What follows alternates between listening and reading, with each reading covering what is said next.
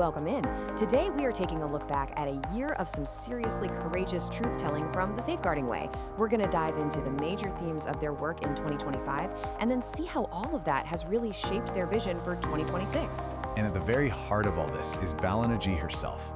Putting this kind of advocacy out there, it can make you feel pretty vulnerable. But this quote, this just perfectly captures the deep conviction that drives her. For her, this isn't a job, it's a calling. And that's the energy that's going to guide us through this work. Well, I would be interested to hear your review as the founding advocacy producer of the Safeguarding Way Ministry for Truth and Justice. Looking back to 2025, I can still feel the nerves. And I had publishing that very first article. It was raw for sure, but I knew it had to be said. And before we really get into all of this, I have to start by saying thank you seriously to every single person who has been part of this journey. Your support has meant everything, especially in those moments when it felt like I was completely alone. All my viewers, subscribers, and supporters for believing in this ministry, and that includes my personal supporters such as my family, friends, and professional contacts. This has not been easy, where I am usually in the background when it comes to my advocacy work that I have been successfully impacting for over 2 decades. Well, the limelight part of me is more on my creative side as an award-winning performer and cultural leader. So to bring this work into a more public profile, to be honest, I felt very vulnerable. Nevertheless, when you have a God-given calling, you take a deep breath and just get on with it. Now back to you. For this episode, what are you reviewing from our Substack publication articles? Okay, so 2025 was a year of some seriously bold truth-telling. We're going to dive into the most powerful and honestly the most challenging themes. Okay, so let's just jump right in. Looking back at 2025, there was this one single question that you could feel beating at the heart of everything the Safeguarding Way published. And it's this: when does protection cross that invisible line and turn into control? That question, that's the thread we're going to follow today. And that thread leads us straight to the first, and honestly, maybe the most powerful theme of the year, this relentless mission to confront silence. And we're not just talking about being quiet, We're talking about that deep, institutional kind of silence that gets all tangled up with holiness and virtue, but in reality, it just causes so much pain. This relentless focus on confronting silence. It didn't matter if the topic was religion, government, or the digital world, the message was always the same. We have let silence be seen as a good thing for far too long, and all it does is let harm fester in the dark. When I first felt this calling and stepped into this work, I expected the stories to be heavy, and they were. But what I wasn't quite prepared for was the immediate, intense pushback from people in positions of power. I mean, these were the very people whose titles made you think they'd be on the side of justice and care. The warnings came in fast and from really unexpected corners. One of our first articles about this topic was published in August, called Breaking the Silence, Faith, Culture, and the Sacred Work of Accompaniment. I focused on how survivors are reshaping cultural narratives and finding healing one story at a time. This article was inspired by Sister Tressa Anthony Candler-Kunta at the International Safeguarding Conference at the Pontifical Gregorian University in Rome, Italy, where I attended as a delegate. And we're not just talking about being quiet. We mean that deep institutional kind of silence, the kind that gets all tangled up with ideas of being virtuous and holy, but in reality, it causes profound, profound harm. Sister Teresa was talking about the messages that girls in India are taught. That your body isn't yours, it belongs to the family's reputation, that good girls don't get angry, they don't speak up. And as she spoke, the entire room just went still, because everyone recognized those messages, no matter what culture they came from. Speaking of the cultural messages that girls in India grow up hearing, protect yourself. Your body belongs to the family's reputation, not your worth is in your virginity. Silence is a woman's virtue. Anger is unfeminine. Honestly, I remember the room grew still. These weren't just Indian messages. They were familiar. I I could trace them in the stories of women I know, in my own experiences, and in faith and multicultural communities across the world. Sister Tressa continued to share how these cultural beliefs press women into isolation, mentioning one survivor remembered her mother saying, "Shut your mouth, be quiet, good girls don't speak." And they're basically the building blocks of that silence. And get this, while she was talking about India, people in the audience felt this chilling sense of familiarity because these are the scripts, right? The same lines that get repeated in communities all over the globe. For her, anger felt shameful. Suffering in silence was praised. She carried not only the trauma of abuse, but also the crushing sense that her faith required her to endure it. That's the kind of silence that pushes survivors into isolation, where their suffering is actually praised as a virtue. I wrote about how culture and faith collide with concepts of virginity equals worth, divorce equals shame, sacrifice equals virtue, anger equals unfeminine, and speaking out equals dishonourable. We can't rock the boat. We can't cause a scene or rift. And this isn't confined to one culture. In multicultural communities, churches, and institutions everywhere, we see the same script play out. Silence is upheld as a virtue, anger is dismissed as dangerous, and endurance is mistaken for holiness. And I found that you had to be loud about these crucial truths, as so many people and entities like to sweep it under the carpet, as they say.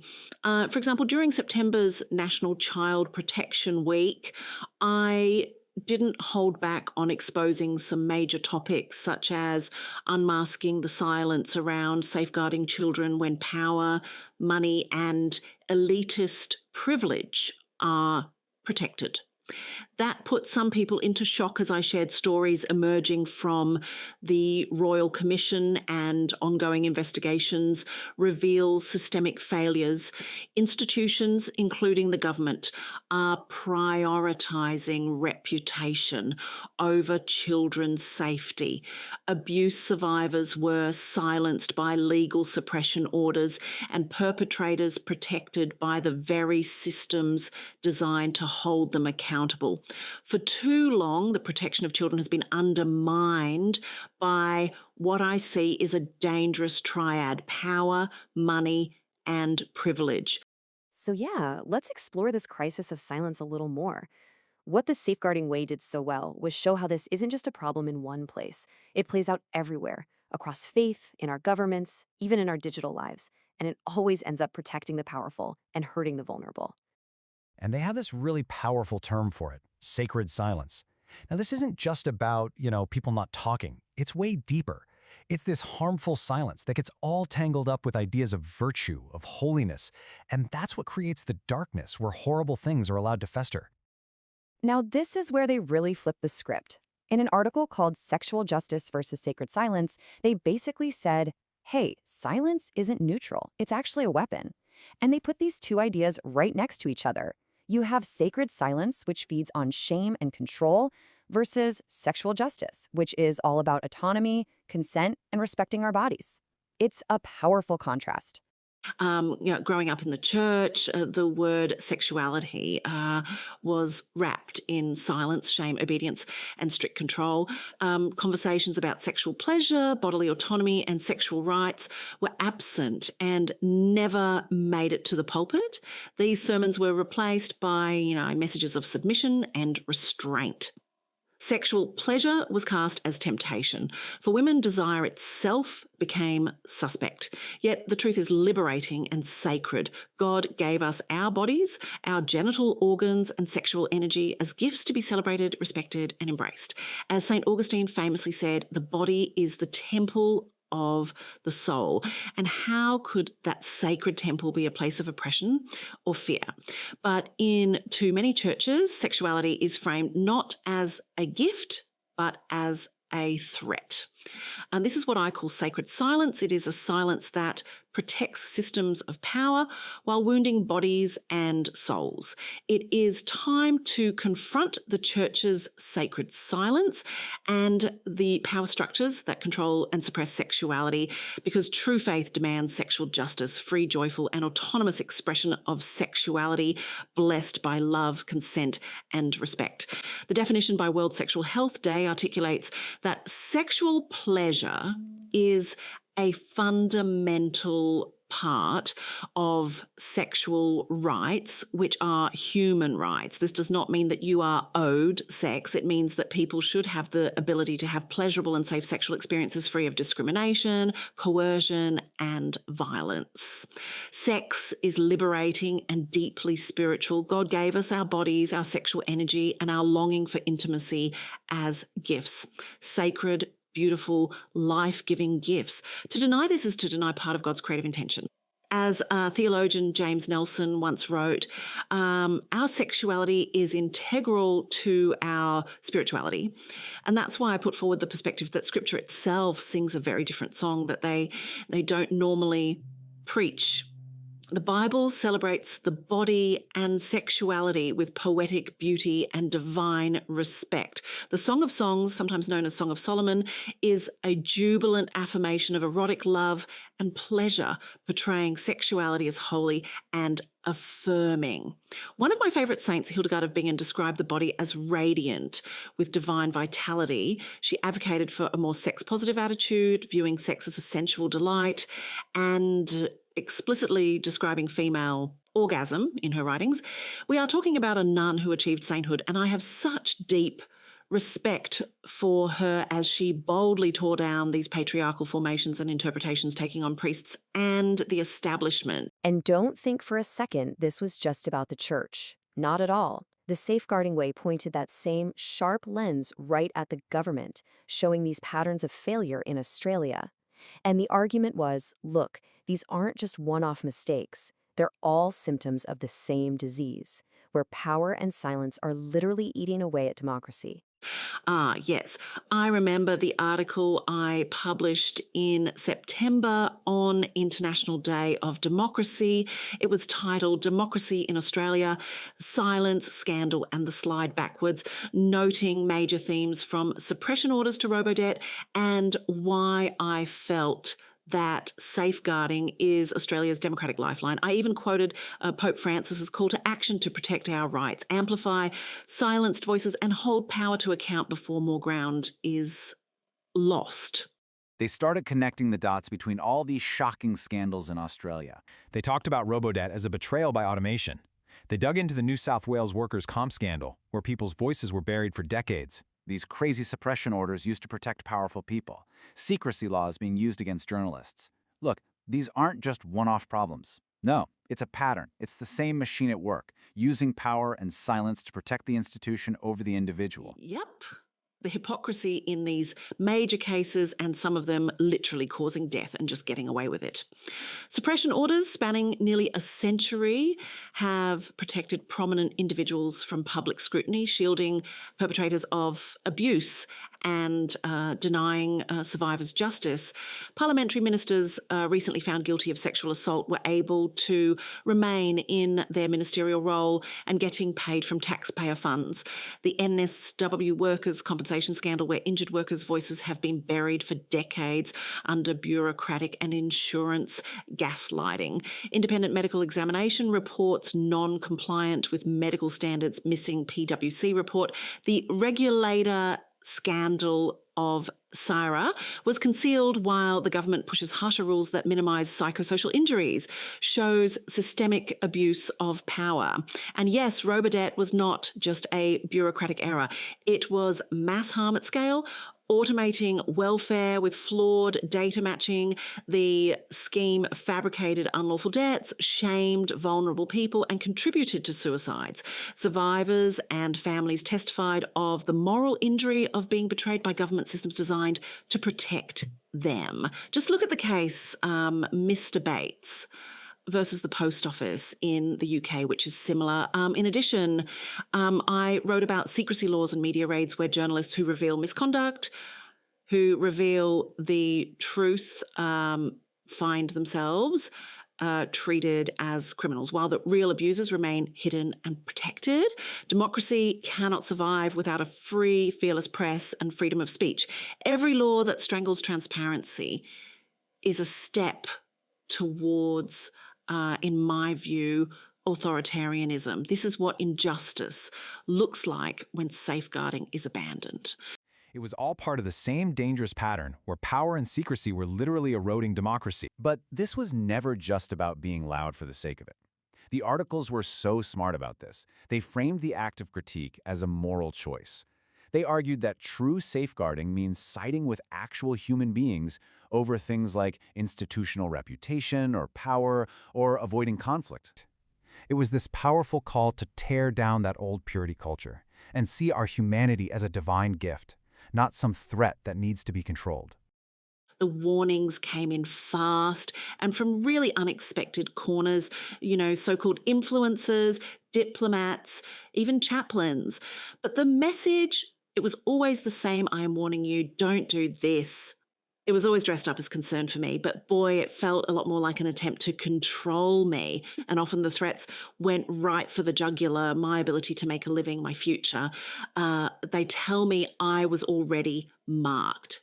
So why make things worse for myself? The whole point was to make me afraid, right? To silence me by making the personal cost of speaking up seemed just way too high. And it's so important to understand how the Safeguarding Way sees its own mission. This is more than just reporting. Call it a ministry, a kind of moral and spiritual calling, to demand truth, to fight for justice, and to really fundamentally change our culture to protect people better. But here's the thing, they just didn't get. This wasn't my first rodeo. I have been marked for decades for doing this exact thing, for naming harm and for standing with the vulnerable. Being on the margins is a familiar place to me, and it's never shut me up before. This wasn't about to be the first time. A lot of the attempts to discredit me were about the pieces of paper I didn't have. You can see it here. They'd say, well, you're not a lawyer, you're not a priest. But what they chose to just completely ignore was the 2 decades of frontline work, the actual experience, changing policy, building community work that ironically has been recognised all over the world. And that really gets to the heart of it, doesn't it? Look, credentials can absolutely open doors, no doubt about it, but they never will hold a monopoly on truth. The authority for this work, it comes from lived experience. It comes from a place much, much deeper than any title or degree, but I want to be clear, it wasn't all just rejection. Behind the scenes, there were bishops and lawyers and faith leaders who would find quiet ways to encourage me. They'd whisper, keep going, but honestly, their private support was an absolute lifeline. And this quote, this really became a cornerstone. It just drives home the point that silence is never neutral. It's not passive, it's an active choice. It's a weapon, plain and simple, that shields the powerful and causes real, lasting harm to people. It is not something to be given by governments, but to be built, defended and safeguarded by all of us, the people. We can name the injustice loudly, demand transparency, stand with whistleblowers and journalists, amplify survivor voices, reject normalisation of criminals in significant roles of power, and mobilise solidarity. As I touched on previously, lived experience and survivor voices are a crucial element in designing, fostering and embedding safeguarding. We do this in the corporate world, such as user testing, product research, and customer insight reports, to name a few. When we look at child safeguarding, the participation of children and those with lived experience are crucial in keeping the safeguarding frameworks and culture embedded, successful, and relevant. And the analysis didn't stop there. It pivoted, and it pivoted hard, to confront one of the most urgent threats we're facing today: the new digital battlefields and the absolute nightmare they can be for children. And we put the tech companies and programmers on notice as the creators and custodians of this technology and platforms. And there were many articles educating the industry about the real impact on people who become the victims of digital abuse. 400%. Just let that number sink in. This was a statistic the Safeguarding Way brought to light, showing a 400% explosion in AI-generated child sexual abuse material. This isn't some far-off sci-fi problem. It's a crisis, right now, creating abuse at a scale it's hard to even comprehend. Society tends to dismiss the online realm as virtual and not real, but the outcome of this virtual world has real-world impacts. The new abusers are the creators of the algorithm, and the interaction of the human training the algorithm to undertake this abuse. It's digital grooming, in my view. Look at the deepfake and advertisements of child-based AI virtual relationships, and I fear the future neurological and societal impact this will have. So, what do you even do about that? How do you fight it? The monsters aren't just hiding online. They're building the code. I have had personal experience for decades impacted by programmers opening up the dark web and also them creating content to satisfy their needs. They are well aware of what they are doing and know the future harms, but there is no moral code of conduct for them. AI-generated imagery and the dark web have created an industrial scale of abuse facilitated by skilled tech experts. Well, you start by naming it, and they gave us this incredibly powerful new term, digital institutional child abuse. This changes the whole game. It says that when big tech companies are complacent, when they choose profits over protecting kids, that's not just a bad business decision. It's a direct violation of human rights. When I was involved in hackathons and legislative/policy reforms for social impact causes, within the teams were social, behavioural and lived experience representatives guiding the creation of digital products, and it is so needed in tech development. There is no excuse for online abuse, and that also means there is no excuse to create the tools for online abuse. One can argue that they are not responsible for the outcome, as it's the person who is responsible, similar to the creation of the knife. It's up to the person using the instrument as to whether it is causing harm or, let's say, facilitating cooking a delicious meal. But here is the issue I have. The programmers and policymakers are deliberately causing the algorithm to facilitate the harmful digital content. We looked at ways to combat these digital monsters, such as gamifying safeguarding to empower children with agency while demanding stricter global laws to regulate tech giants and encrypted platforms. Ultimately, the tech-based articles serve as a call to action to replace systems of predation with ethical frameworks and transparent digital ecosystems that prioritize human dignity over profit. I mean, it's an ongoing debate, and what many people may not be aware of is that I started my career in IT, in tech, way back in the 90s. I feel old, but we were rolling out such innovative tech. Many organisations get me involved because of this multidisciplinary insight, merging tech, lived experience and advocacy. I guess that's why I'm so vocal about it, and I choose not to be silenced. But here's the thing. It was never just about sounding the alarm and walking away. Nope. They gave us a clear plan, a roadmap, uncompromising laws, global cooperation, real, actual accountability from big tech, and maybe most important of all, survivor-led solutions. During International Child Safeguarding Week and also Child Protection Week, you will find throughout all of these articles, I boldly question, are these leaders and institutions really listening to the people they are safeguarding? I have sat on task force groups, steering committees and boards with academics, church and government leaders, where I always advocate lived experience insights as a steward of their voices. It's so important for them to truly listen because we are at risk. And what this does is it reframes the whole conversation. It says that when tech companies are complacent, when they choose profits over protecting people, that's not just a business oversight. No, it is a direct violation of human rights. The chilling reality is that the new abusers aren't just hiding in the dark corners of the internet anymore, they're building the code. The call to action here was crystal clear. We need uncompromising laws, we need global cooperation, and we absolutely have to put survivor-led solutions at the forefront of this fight, because their expertise is something no algorithm can ever replace. It just proves this isn't some academic debate. It's a real, personal, and spiritual battle against systems that would much rather you just stay quiet. So what's the solution then? Right here.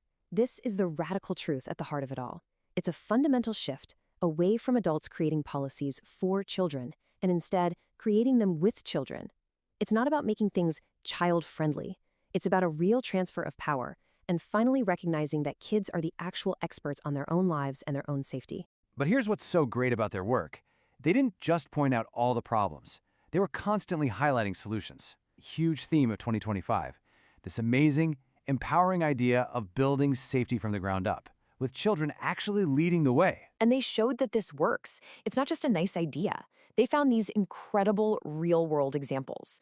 In Spain, kids made their own safeguarding superhero comic. In Australia, there's a movie that shows family conflict, but all through a child's eyes.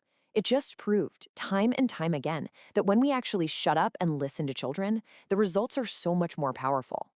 During International Child Safeguarding Week, I focused on developing child-friendly materials called From Policy to Playground, Empowering Children's Voices in Creating Accessible Safeguarding Resources. Our readers discovered how experts are making resources accessible for all ages, cultures, and abilities by inviting children to help design them. We will reveal practical strategies, inspirational research, and faith-rooted wisdom you can use to create safeguarding tools that truly speak to every child. Some of my favourites are in Spain, the SOS Children's Villages. Faced with the challenge of explaining the organisation's safeguarding policy, a group of children collaborated with an illustrator to create P.I., a super heroine character who brings complex safety concepts to life through comics and videos. Play, film and art are teaching protection, such as in Madagascar, as my association Sir Emmanuel created The Right to Play, educational games that teach children about their rights and protection risks in an engaging, non-threatening way. And I enjoyed the podcast interview I did with award-winning barrister Darren Mort, who has created resources such as Tommy the Movie. American family court systems use this movie for their clients and tells the emotionally charged story of a young boy caught in his parents' custody battle, seeking refuge in a fantastical world aboard a submarine as reality and imagination collide. He also authored Tommy and Tiger Terry, a visually vibrant children's book. The story follows Tommy and his imaginary tiger companion as they navigate the turmoil of separation, offering children pathways to understand and cope with their emotions. Both the book and the film have been widely praised for helping children, their parents, their support and professionals make sense of family changes and for reassuring kids that they are not alone. And there are further films and resources that Darren talks about in the podcast. So be sure to check that out. So, after a whole year of taking on sacred silence, of championing children, of staring down these new digital monsters, what's the big takeaway? What's the one thing that ties all of this together? It's this. Safeguarding is not a policy you stick in a binder. It is not a box-ticking exercise you do once a year. It is active, conscious, daily resistance. Resistance against silence, resistance against injustice, and resistance against any system, anywhere, that values its own power over people. Even with the best intentions, our adult-run systems can create what they call an illusion of participation. You know, it might look like kids are involved, but is it really just a performance? Is it still on adult timelines, using adult language, and ultimately just making adults feel comfortable? And that question, are we truly listening? It becomes a matter of life or death. Okay, so all of this brings us to a really pivotal moment in this journey, the weight of the work. It started to feel physical. It was just crushing me emotionally, and it was right there in that place of total and complete exhaustion that my entire understanding of this fight was just completely turned upside down. I mean, we're talking about discovering things like human trafficking in the highest levels of power, institutions that pretend to be neutral but are actually deeply, deeply complicit. The sheer scale of it all was just staggering. I felt like one person against this massive evil machine. I was completely, utterly outnumbered and overwhelmed. And one night I had nothing left. I literally got on my knees to pray. And in that moment of surrender, the question became so clear in my mind: when all your human strategies have failed, when you're at the absolute end of your own strength, what's left in that moment of just giving up? I opened my Bible and it fell open to Psalm 91. And reading those words, it wasn't a promise that the fight would be easy. It was a reminder of where my true strength came from, of my position in the middle of this huge battle. And in that instant, it was like a light bulb went on. This was never just advocacy. This was spiritual warfare. The realization that followed was so incredibly simple, but it changed absolutely everything for me. I am overwhelmed. I am completely overwhelmed by the scale of this, the evil, the power structures. But God is not my limitations, are not his limitations. And So after a year of confronting silence and staring down these terrifying digital threats, where do we go from here? The vision for the future. Think of it this way. 2025 was about naming the sickness, right? Calling out institutional betrayal for what it is. 2026 is about moving into treatment. It's that critical shift from bold truths to bold, tangible action, what they call holy disruption. So what does that action actually look like? And that revelation is really what gave birth to this whole concept of spiritual safeguarding. I finally understood why our best human efforts sometimes just aren't enough. It's because these systems of abuse, they aren't just held up by money and power. They are built on a bedrock of spiritual lies and secret agreements with silence. And if you want to truly tear those systems down, you have to go after the spiritual foundation. So once I saw that, everything had to change. Our whole approach has been reshaped by this. We're not just doing a bunch of different things anymore. And that brings us to the vision for 2026, which frames this whole mission in a really powerful new way. The shift in strategy is crystal clear. As Ballina Gee put it, 2025 was about prophetic naming, about calling out the sickness. 2026, that's about practical reckoning. It's about moving deeper into the treatment. She realized this isn't just advocacy, it's spiritual warfare. And if you're going into spiritual warfare, you need a spiritual strategy. It's designed to fight this battle on every single front, both the one you can see and the one you can't. These three pillars are pair arch, coal, and sanctum. And I really want you to hear this. These are not separate little programs. They're integrated fronts in a spiritual war. Each one is absolutely vital to the mission as a whole. So first, there's pair arch is an Aramaic word that means to rescue, to deliver, to set free. This is the tangible boots on the ground work. It's the main advocacy work, influencing the policies, the decision makers, and intervening where we can strategically make a difference. But on a spiritual level, it's about standing in the gap for people. It's about saying no more to these cycles of harm and actively, spiritually breaking the agreements that have been made with silence and complicity. Next up is coal, which is the Hebrew word for voice, sound, cry, and thunder. A voice crying out, often used for divine speech, conscience, and raising the alarm. This is not chit-chatter. Think of it as aligning with divine decree and summons. So now, this is not about building a brand or getting followers. This is about bearing witness. We use our platforms to speak truth into those toxic atmospheres of shame and secrecy, where abuse just flourishes. Every article, every video, it's a declaration. It's saying that what was done in the dark is going to be brought into the light, and that's what breaks the power of the darkness. And finally, we have sanctum, which is Latin for sacred creative space, and spiritual expression. As Tau Ili Ili, a title of High Chief Honour bestowed upon me as an orator of sacred wisdom and ancient stories, I carry the responsibility to speak, express, and keep alive the resonance of faith through art.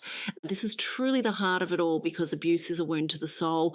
Policy papers and legal fights are important, but they can't heal that kind of trauma. Sanctum is where that calling breathes through poetry, songs, hymns, art, and prayers that flow from the same ancestral rhythm of voice and heart. We use all of it to minister to those deep wounds in this war whilst caring for their souls. So that brings us back to the question, why am I sharing all of this deeper strategy right now? What is it about 2026 that feels so important? Well, as we look ahead, I truly believe we are on the verge of a major, major breakthrough. All these past years, the years of being ridiculed, of waiting, of just being in the fight, none of it was wasted. It was like ploughing really hard, rocky ground. But now something has shifted. The ground feels tilt. It feels softer. It feels like it's been prepared for a totally new season. And I believe with every fiber of my being, the 2026 is the season of the first fruits. So what does that action actually look like? Well, in 2026, they're committed to having even bolder conversations. They're going to be releasing more practical resources, things like checklists and guides, to help people move from just feeling conviction to actually taking action. And they're expanding to YouTube to reach whole new audiences with interviews and analysis. So when you look at all this, it becomes really clear. The work the Safeguarding Way is doing, it's so much more than journalism. What their work in 2025 really showed is that this is a ministry for truth and for justice. And because it's a ministry, it can't be a solo mission. It needs all of us. So there's a direct and honest invitation to partner with them in 3 key ways. First, share the work. Simple, right? Forwarding an article could put a life-changing idea in front of someone who desperately needs to see it. Second, show up and engage. Jump in the comments, ask questions, add your own expertise. And third, sustain the ministry financially. This kind of work, it just can't run on passion alone. It takes real resources to keep having these courageous conversations. If this mission resonates with you, you can do that through prayer, by sharing our message, through collaborating with us, or through your financial support. This isn't about obligation. It's an open invitation to be part of a movement that is fighting for breakthrough in the spiritual realm and in the physical world. And I want to be crystal clear. The Safeguarding Way is a spiritual ministry. It's for truth and for justice. And it's happening right in the middle of a very real spiritual war. I have had to pray where accusations were being made, break agreements forged in secrecy, petition the courts of heaven, and stand where truth and justice are contested long before they manifest on earth. I began learning from ministers who have encountered prophetic situations and from people who had once walked in the demonics, and others who now testify to the reality of spiritual contracts, covenants, and assignments that can cling to a life, a bloodline, even a region. It was confronting and strangely familiar. We fight with this deep, unshakable confidence that this is a war that God has already won.